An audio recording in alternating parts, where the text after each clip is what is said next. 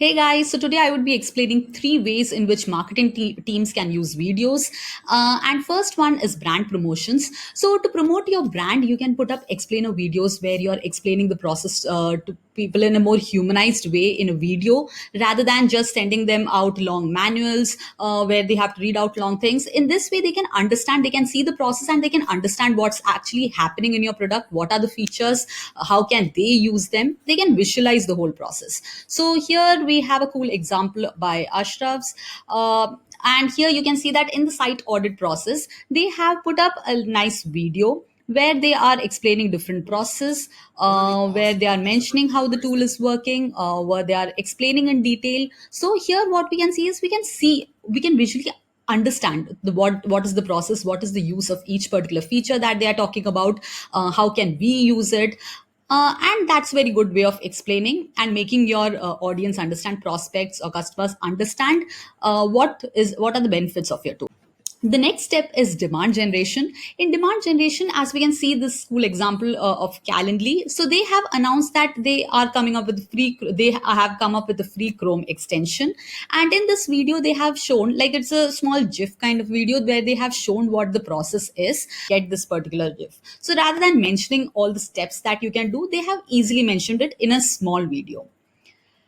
And other demand generation ways are, in the video itself you can embed different options like different CTAs, such as book a meeting. Like, you can use one of the integrations that we have, for example Calendly and Book Like a Boss. You can use these integrations to book appointments with the people or the prospects if you have to book a sales meeting, or if you have to take them further in the funnel. So you can use these particular integrations, or you can use such buttons where you can mention, such as buy or click here, and you can direct them to a particular link.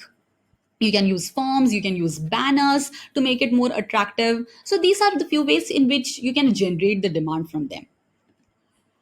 And so the next step is data driven marketing. As a marketer, obviously you need to view the data to understand, like, which areas of the video are where is the audience engaging in this. Like, when you see that they are engaging in particular areas, you understand, okay, they are interested in this particular area, or maybe they bounced off from this particular region because this topic was not of interest for them.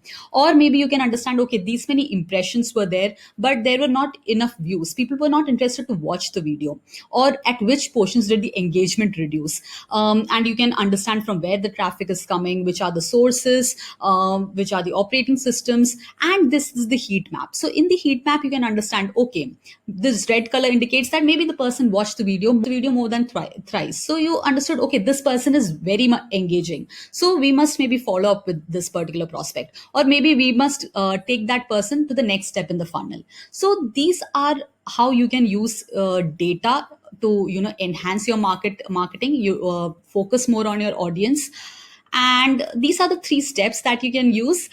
So do let us know how you felt about this video. Thanks a lot for watching. Thank you.